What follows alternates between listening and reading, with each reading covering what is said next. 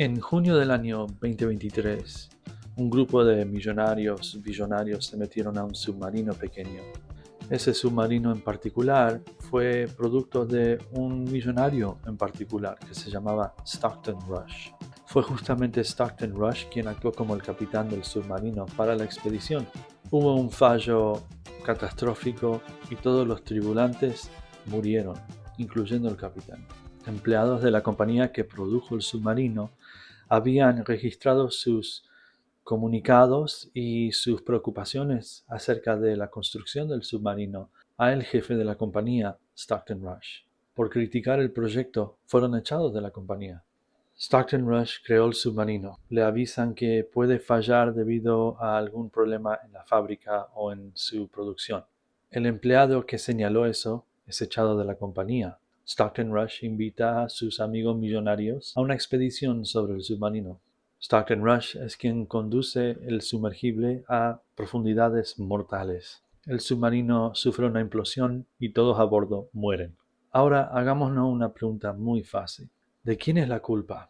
Suena obvio, pero Stockton Rush tuvo todo lo necesario para evitar esta tragedia. Tuvo el dinero, acceso a expertos, una fábrica, todo el tiempo en el mundo para empujar la expedición y todos los recursos necesarios para solucionar cualquier problema que tendría el sumergible. Al fin, los problemas caen sobre sus hombros. Si hubiese producido 10 de estos submarinos y los 10 fallan, los 10 serían culpa de Stockton Rush. Ahora vamos a preguntarnos algo. ¿Por qué creó Dios al diablo?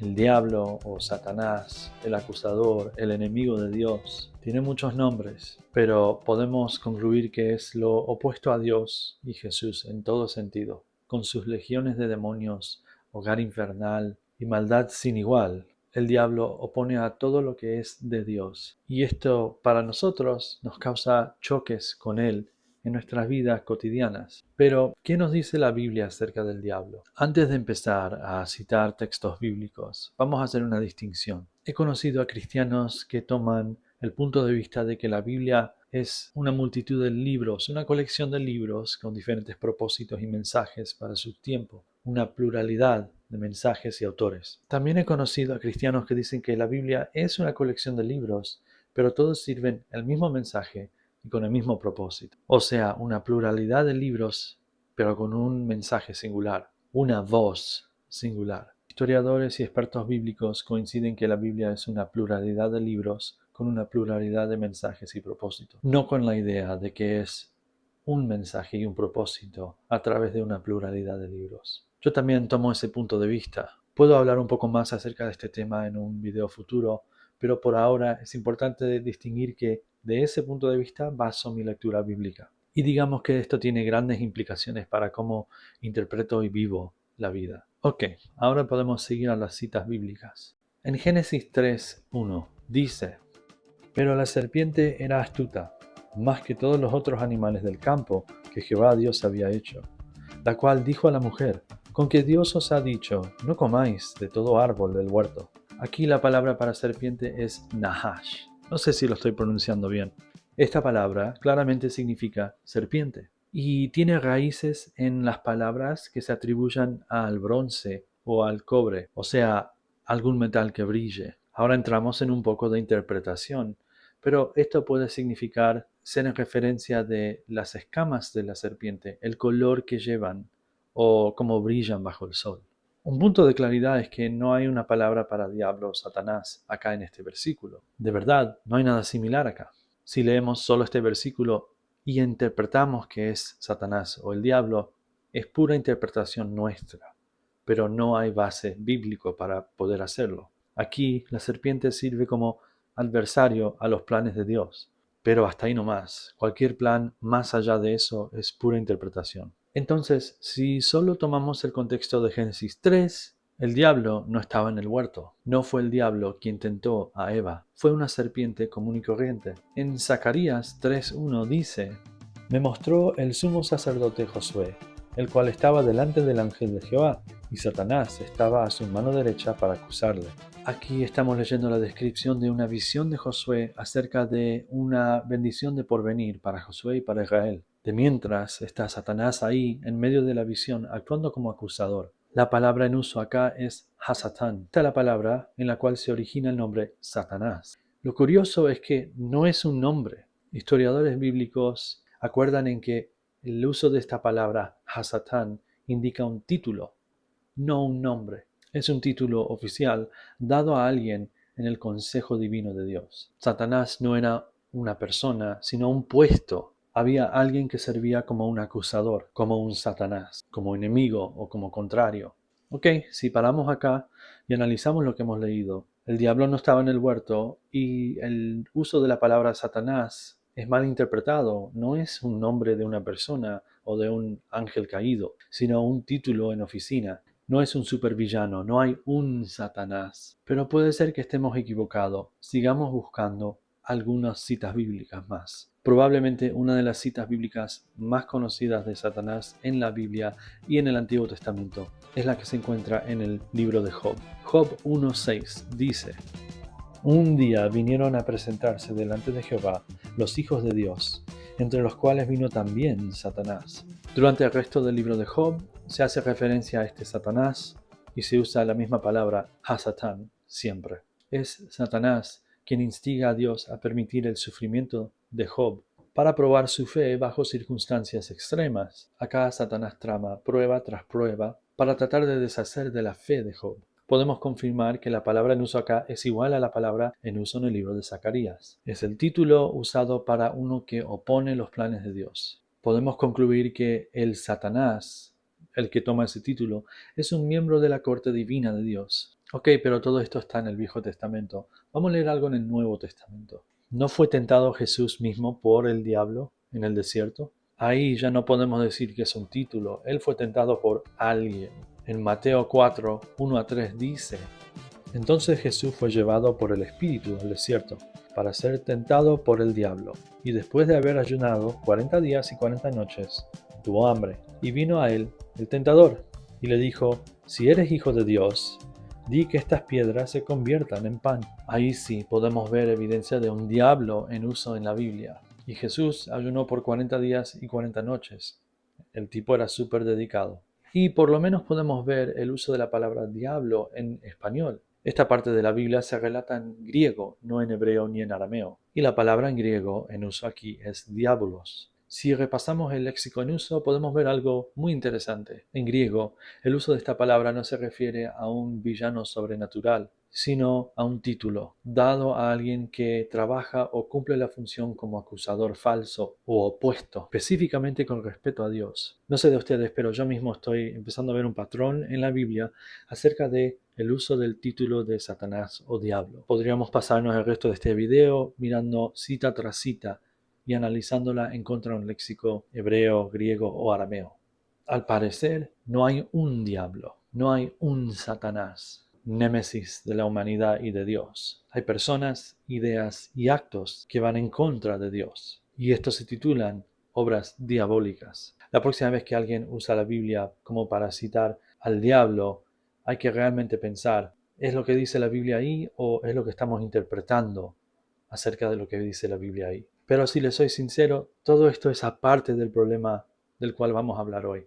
El problema del diablo es más sencillo. Digamos que sí existe el diablo, Satanás, el rival de Dios, obviamente menor en cada sentido a Dios, pero cuya existencia trae problemas para nosotros, en la forma de confusión, tentación, dolor y tristeza para nosotros y para Dios, que a través de nuestras decisiones mal influenciadas por el diablo nos causan desvío de sus caminos. El problema es fácil, el problema es este: ¿por qué Dios no elimina al diablo?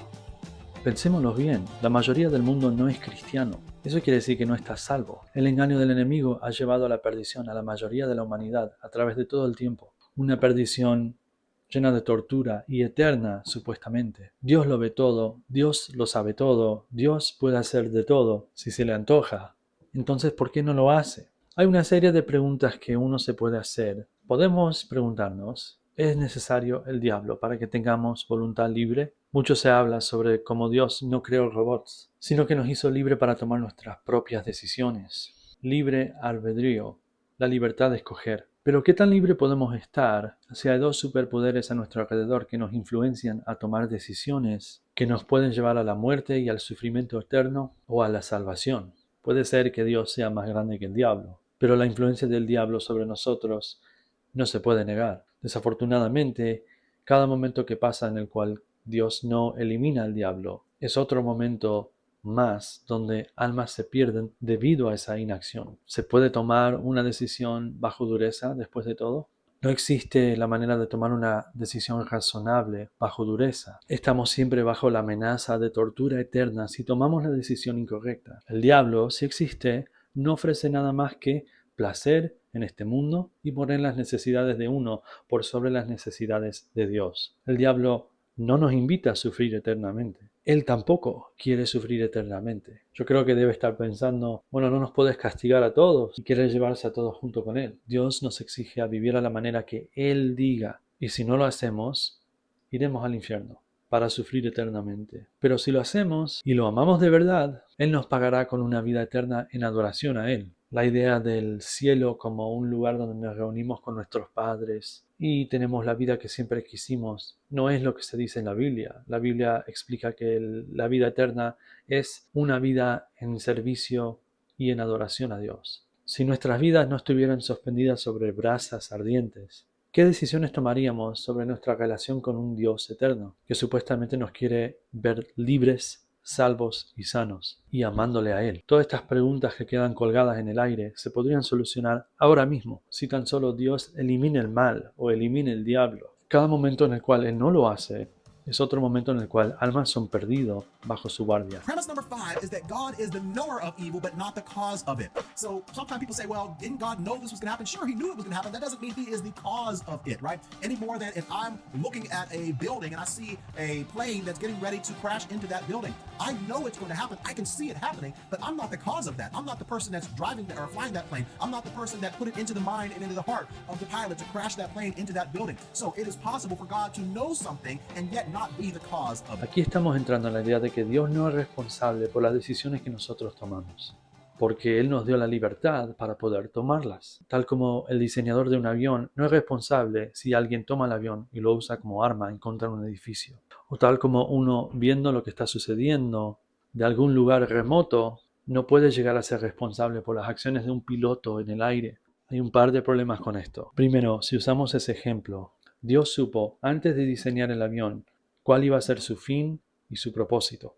Y de igual manera lo diseñó. En toda efectividad lo diseñó para que sea usado como arma.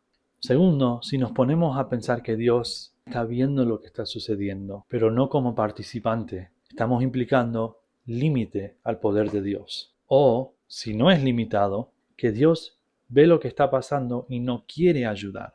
Si Dios no puede ayudar porque no tiene el poder para ayudar, si Dios no puede ayudar porque no tiene el poder para ayudar, entonces no es omnipotente y no tiene el poder para eliminar el mal. Pero si Dios no es limitado en su poder y decide no ayudar para no interactuar o interponer su voluntad, entonces Dios está permitiendo el mal por su inacción. Es decir, Él quiere el resultado de ese asalto. Más allá de eso, pensemos en lo que estamos haciendo. ¿Estamos tramando alguna manera de razonar por qué puede ser que el mal siga existiendo en presencia de Dios? Un Dios omnipotente, omnisciente y perfectamente bueno. Algo nos está acordando con la realidad y solo en entrar en esa apologética estamos admitiendo la necesidad de ella. Por último está la idea de que el mal, como el diablo o Satanás, es necesario para resaltar el bien. La idea de el mal necesario no es nada nuevo. Bueno, yo no tengo solución completa a ese problema, pero diría que el no poder imaginar un mundo en el cual el bien se puede resaltar sin el mal